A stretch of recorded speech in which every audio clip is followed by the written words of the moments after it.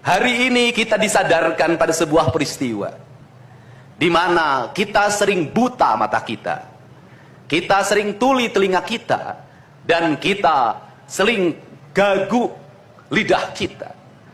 Ketika anak-anak kita berteriak di jalanan, mengusung sangkur, membawa celurit, saling berkejaran, darah menetes di setiap sudut kota, motor-motor dibakar, orang menjerit penuh rasa ketakutan, kita hanya bisa diam. Ketika di sudut-sudut kota, anak-anak kita menenggak ciu.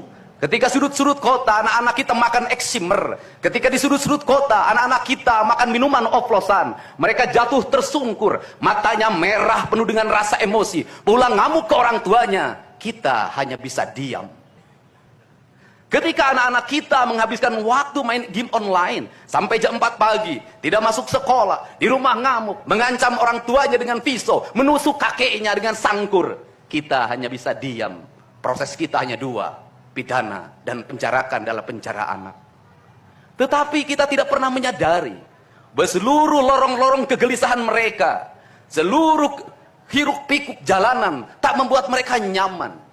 Sudut-sudut rumah menjadi neraka bagi kehidupan mereka.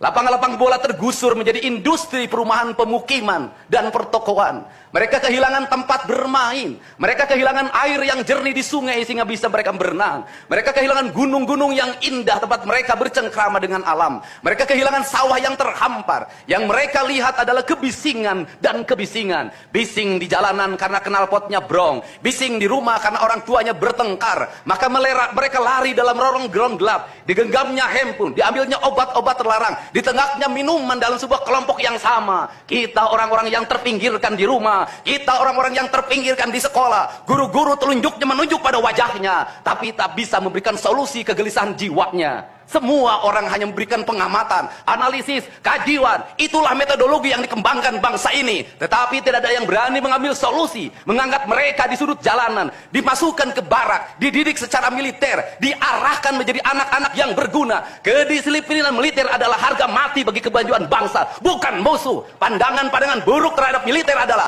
pandangan-pandangan orang yang takut anak-anak Indonesia bangkit, yang takut anak-anak Indonesia mencapai kemajuan. Mereka takut bangsa ini menjadi bangsa kokoh dan tegap. Mereka ingin bangsa Indonesia menjadi bangsa pemabuk yang setiap hari mabuk akan ilmu pengetahuan, yang setiap hari bertengkar di TV, yang setiap hari bertengkar di medsos, sementara hamparan kekayaan alam diambil sama mereka. Janganlah kita menjadi antek dari bangsa lain, memporak-porandakan diri sendiri dan bangsanya dengan alasan pengetahuan, dengan alasan hak asasi manusia. Anak membawa motor di bawah umur adalah pelanggaran hak anak. Kapan kita bertindak? Dan selama ini kita membiarkannya. Anak-anak nonton film tanpa didampingi oleh orang tua, itu adalah pelanggaran anak, dan kita tidak pernah bertindak. Anak-anak di bawah umur merokok, minum minuman keras, itu adalah pelanggaran hak anak. Semuanya kita berdiam. Anak-anak main game online, nonton tayangan-tayangan dewasa lewat media sosial, kita berdiam. Negeri ini akan hancur manakala semua orang berdiam. Maka orang yang memegang kekuasaan harus menggunakan tangannya untuk merubah seluruh kemunkaran ini menjadi sebuah kebajikan. Kalau kita berkomitmen pada bangsa ini, problem anak-anak kita adalah mengkonsumsi tayangan yang bukan haknya di media sosial.